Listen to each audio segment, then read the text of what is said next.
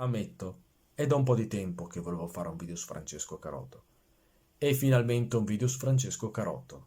Nome completo: Giovanni Francesco Carotto, ma meglio conosciuto come Francesco Carotto. Il suo nome completo ha portato non pochi problemi agli storici, perché in alcuni documenti era segnato invece come Giovanni Carotto.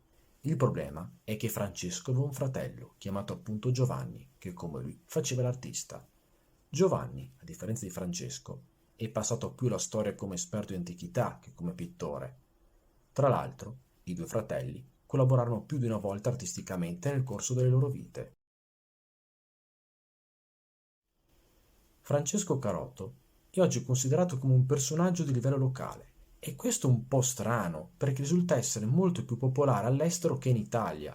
Per farvi un esempio, parla di un'opera di Francesco Carotto, Goethe, nel suo viaggio in Italia, in un capitolo dove descrive della sua visita a Verona, e una biografia su Francesco Carotto nelle vite del toscano Giorgio Vasari.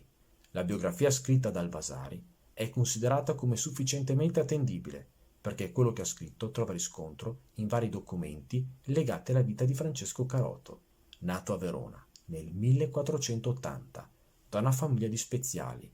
Infatti, i suoi primi lavori lo vedono come aiutante della sua famiglia, nella loro spezieria di Piazza Erbe a Verona. Sembra che all'interno di questa spezieria ebbe i suoi primi stimoli artistici, e grazie a questa spezieria, già in gioventù, avrebbe conosciuto alcuni dei più importanti pittori, scrittori, intellettuali, scienziati e collezionisti della città scaligera. Ma i suoi primi studi non sono legati all'arte, ma alla grammatica. Preferì abbandonare la strada della grammatica per dedicarsi ufficialmente all'arte. I suoi primi studi d'arte furono nella bottega del pittore liberale da Verona. Sembra che all'interno di questa bottega apprese la capacità di dipingere in mini particolari, di dipingere figure piccole. Non a caso, buona parte delle opere di Francesco Carotto sono di piccole dimensioni o dipinte su superfici ridotte. Ma non solo pittura, perché nel suo archivio ci sono anche opere di scultura e perfino di medagliistica. In un documento del 1508, Francesco Carotto era segnato già come pittore egregio e, finiti gli anni nella bottega di Liberale da Verona, ormai artista esperto, si trasferì nella vicina Mantova, dove entrò nella corte della famiglia Gonzaga e, grazie alla potente famiglia mantovana, entrò nelle cerchie degli stimati pittori Andrea Mantegna e Lorenzo Costa. Iniziò così il suo periodo lombardo, che proseguì qualche anno dopo col trasferimento a Milano. Nel capoluogo lombardo, Francesco ricevette importanti commissioni dalle famiglie più importanti e potenti della città. Allora Milano era sotto la famiglia degli Sforza, ma visse anche degli anni sotto controllo della corona di Francia.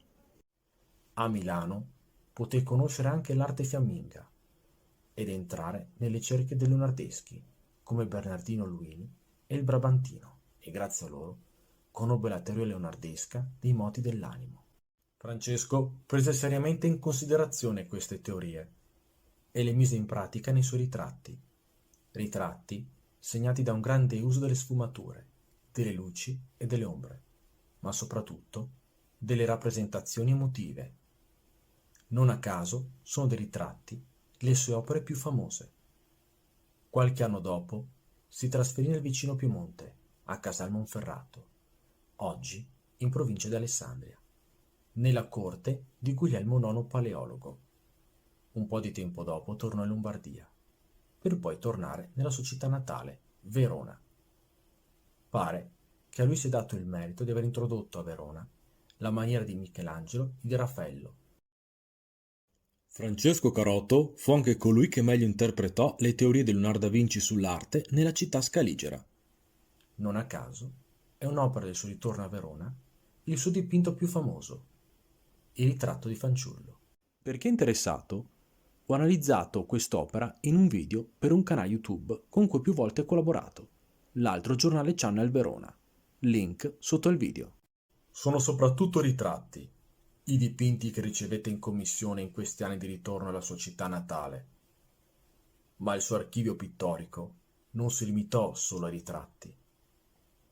In questi anni ricevette commissioni da parte di alcune delle famiglie più potenti della città di Verona e anche da alcune delle chiese più importanti della stessa città. Ma non solo quadri, perché in questi anni è molto attivo anche nella pittura di affreschi, sia interni che esterni agli edifici, sia laici che religiosi. Siamo negli anni della Verona come Urs Picta, la città dipinta, e molti muri esterni della città sono dipinti. Proprio per questo, molti affreschi del Carotto sono oggi in brutte condizioni o sono andati perduti. In questi anni tornò anche a lavorare nella spezieria di famiglia. Le sue ultime opere sono di natura religiosa, soprattutto pale d'altare. E pare che prima della sua morte, avvenuta a Verona nel 1555, insieme alla sua famiglia aprì una bottega ed ebbe tra i suoi allievi Paolo Cagliari, meglio noto come Paolo Veronese, ma di questa storia non ci sono prove. In realtà, nel corso della sua vita, Francesco Carotto fu apprezzato a livello artistico e fu perfino preso in considerazione da altri artisti, soprattutto della scuola veneta. Purtroppo Francesco Carotto fu dimenticato dopo la sua morte e venne riscoperto a partire dal XIX secolo da parte degli artisti del romanticismo e dagli storici come Cavalcaselle, ma per molto tempo il suo nome rimase noto unicamente agli esperti e appassionati d'arte. Prima di concludere, è giusto mettere in evidenza che da qualche anno Francesco Carotto è diventato maggiormente popolare anche da parte di un pubblico di massa, tanto che a Francesco Carotto sono state dedicate delle mostre. Ma se in questi anni Carotto è stato riscoperto da parte di un pubblico più vasto, è grazie soprattutto ad internet.